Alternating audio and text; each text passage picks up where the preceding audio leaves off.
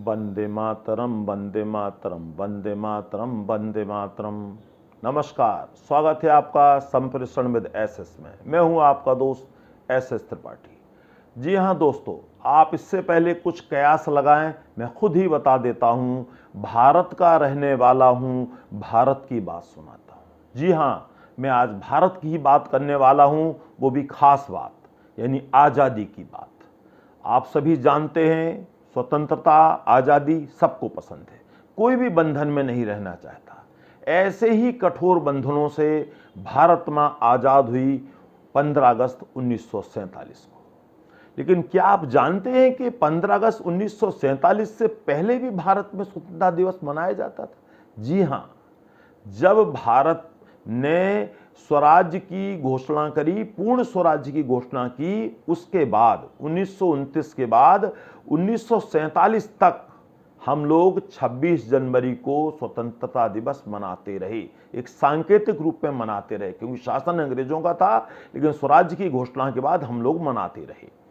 अब बात ये आई कि फिर 15 अगस्त को स्वतंत्रता दिवस कैसे पड़ गया, जब हम 26 जनवरी को पहले मनाते थे। तो इसके पीछे भी कुछ खास बातें हैं, वो मैं बताने वाला हूं। कि आप सभी जानते हैं कि द्वितीय विश्व युद्ध 1945 में समाप्त हुआ, और समाप्त होने के बाद ब्रिटिश लोगों ने सोचा कि अब ऐसी स्थितियां बन गई हैं कि हमें भारत को जल्दी से जल्दी आज़ादी देनी पड़ेगी। उसके कुछ प्रमुख कारण थे। पहला कारण तो ये था कि ब्रिटिश सरकार की जो है आर्थिक स्थिति बहुत कमज़ोर हो गई थी, उनकी हालत बिल्कुल खस्ता हो गई थी। और इसके अलावा जो भारतीय स्वतंत्रता आंदोलन थे वो अपनी पूरी गति में थे, तो अंग्रेजों के लिए बहुत मुश्किल हो गया था यहाँ रहना। उन्हें लग रहा था कि अब ज़्यादा दिन हम यहाँ नहीं टिक पाएंगे। यही कारण था कि ब्रिटिश सरकार ने लॉर्ड माउंटबेटन को भारत भेजा और उनसे कहा कि आप जाकर भारत को सत्ता हस्तांतरण कीजिए, यानी जो है ट्रांसफ़र कीजिए पावर भारत को। तो वो आए और उन्होंने जो है फरवरी 1947 से काम करना शुरू कर दिया। लेकिन वो कहते हैं ना, सिर मुड़ाते ही ओले पड़ना। तो जैसे ही उन्होंने फरवरी 1947 से काम शुरू किया भारत की आज़ादी के लिए, और यहाँ जो है नेहरू जी और जिन्ना साहब के बीच मतभेद तेज हो गए, दोनों ओर से राजनीति तेज होने लगी। और उसका नतीजा ये हुआ कि पूरे भारत भर में, जो कि उस समय एक था, आपका जो है ढाका से लेकर लाहौर तक पूरा भारत एक था। तब ना तो बांग्लादेश था, तब ना पाकिस्तान था, सिर्फ भारत था, हिंदुस्तान था, एक ही देश था। तो पूरे देश में दंगे, कत्लेआम, लड़ाई झगड़े, मतलब कुल मिलाकर अशांति ही अशांति। तो लॉर्ड माउंटबेटन को लगा कि पहले उन्होंने सोचा था कि जो है आज़ादी हम जून 1948 तक देंगे, उनने ऐसा उनको कहकर भेजा गया था ब्रिटिश से, जो है ब्रिटिश सरकार ने ऐसा उनसे कहा था। तो फिर उन्हें लगा कि अगर इतने कत्लेआम हो रहे हैं देश में, इतनी अशांति है, तो क्यों ना आज़ादी ने पहले ही दे दी जाए, कौन इतना सिर खपाई करे। तो लॉर्ड माउंटबेटन ने सोचा और एक दिन तय कर दिया, 15 अगस्त 1947।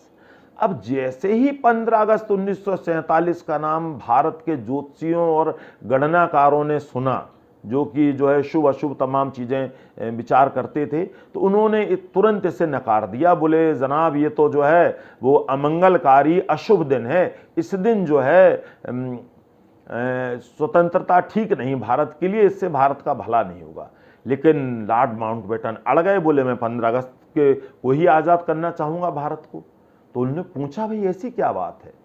तो तब लॉर्ड माउंटबेटन ने राज खोला कि उनके लिए 15 अगस्त का दिन लकी डे है। क्यों लकी डे है? कि द्वितीय विश्व युद्ध में जापानी सेनाओं ने 15 अगस्त 1945 को लॉर्ड माउंटबेटन की कैप्टनशिप में आत्मसमर्पण किया था, सरेंडर किया था। तो उनके लिए बहुत बड़ी जीत थी। 15 तारीख की अगस्त की डेट उनके लिए बहुत मायने रखती थी। हम सबके जीवन में कोई ना कोई डेट मायने रखती है। किसी का जन्मदिन है, किसी की शादी की वर्षगांठ है, बच्चों के जन्मदिन है, या मकान की, या रजिस्ट्री की, या और कोई भी नौकरी के दिन, कुछ न कुछ दिन सबके जीवन में खास होते हैं। तो ऐसा ही उनके जीवन में लकी डे था। वो इस पर अड़ गए कि मैं 15 अगस्त से पीछे बिल्कुल नहीं हटूंगा। अब भारत की ये स्थिति थी कि आज़ादी जल्दी से जल्दी चाहते थे। तो फिर इनने ज्योतिषियों को बुलाया, विद्वानों को बुलाया, बोले भैया इसका कोई उपाय ढूंढो। तो ज्योतिषियों ने एक बीच का रास्ता निकाला, क्योंकि कोई नहीं चाहता था कि आज़ादी का मामला और आगे जाए, सितंबर, अक्टूबर, नवंबर तक जाए। वैसे भी देश में दंगे कत्लेआम हो रहे थे, कोई नहीं चाहता था, लॉर्ड माउंटबेटन भी नहीं चाहते थे कि मामला आगे जाए।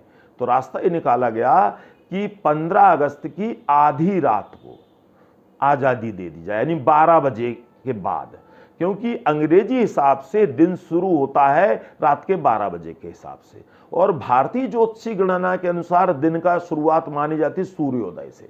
तो एक प्रकार से 12 बजे आज़ादी देने की योजना रखी गई। मुहूर्त निकाले गए। मुहूर्त के अनुसार 12:15 से 12:39 के बीच ये सब काम होना था। इसमें कुल 24 मिनट मिलने थे। इन 24 मिनट में नेहरू जी को भाषण भी देना था आज़ादी का। तो सब बहुत जल्दी में हुआ। नेहरू जी ने भी बड़ा संक्षिप्त भाषण दिया, और जो है किसी तरह आज़ादी जो है उसी निर्धारित समय में तय हो गई, और वो शुभ घड़ी आ गई। और किसी प्रकार से भारत के जो वीरों की, शहीदों की शहादतें, कुर्बानियाँ थीं, बलिदान थे, वीरगति थी, सब की जो है एक तरह से सार्थक हुई और भारत देश आज़ाद हो गया। अब बात ये उठती है कि फिर 26 जनवरी का क्या हुआ? भाई 26 जनवरी भारत के लिए पहले भी महत्वपूर्ण रही थी। तो जब भारत गणतंत्र राष्ट्र बना, रिपब्लिक कंट्री बना, तो उस समय जो है 26 जनवरी 1950 से संविधान लागू किया गया। जबकि आपको स्मरण रहे कि संविधान 26 नवंबर 1949 को तैयार हो गया था, लेकिन चूंकि 26 जनवरी को भी हमें इंपॉर्टेंस देना था, उसका भी सम्मान बचाए रखना था, इसलिए हमने 26 जनवरी को ही अपना संविधान लागू किया और भारत गणतंत्र राष्ट्र बना। तो इस प्रकार से भारत में एक नए युग की शुरुआत हुई। तो इस नए युग की शुरुआत के लिए, स्वतंत्रता के लिए आपको बहुत बहुत शुभकामनाएं, मंगल कामनाएं। भारत बढ़े, बढ़ता ही रहे, ऐसी मेरी दुआ है। हम कुछ और बातें करेंगे आज़ादी के बारे में एक छोटे से ब्रेक के बाद। बने रहिएगा हमारे साथ।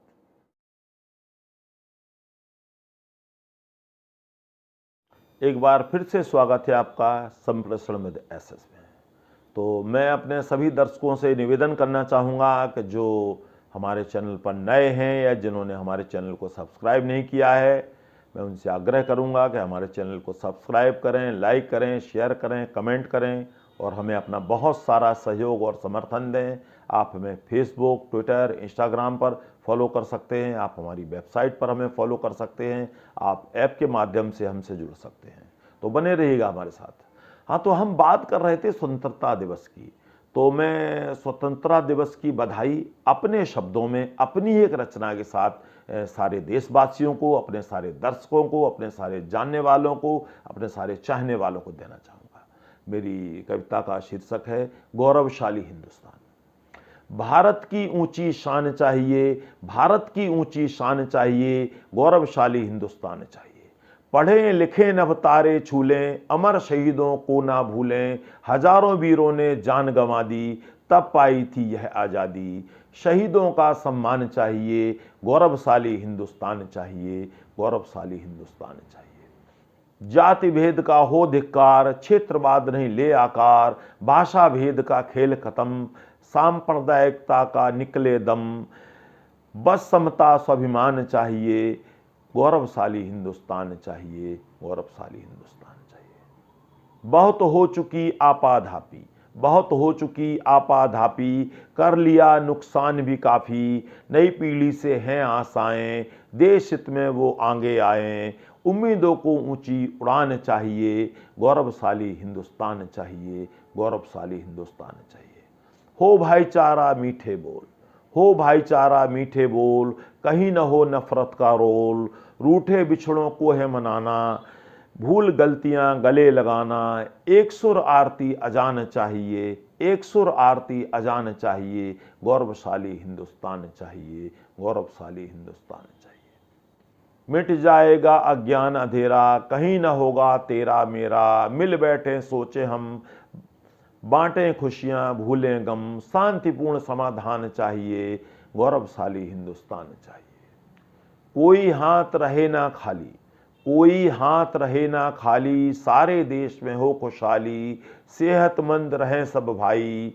त्यागें जिद और बैर बढ़ाई, बस मानवता का उत्थान चाहिए, गौरवशाली हिंदुस्तान चाहिए, गौरवशाली हिंदुस्तान चाहिए। शत्रु बैठे घात लगाए, शत्रु बैठे घात लगाए, कोई चूक ना होने पाए, कोई चूक ना होने पाए। बना बना कर नए ठिकाने, बना बना कर नए ठिकाने, खोज रहे लड़ने के बहाने।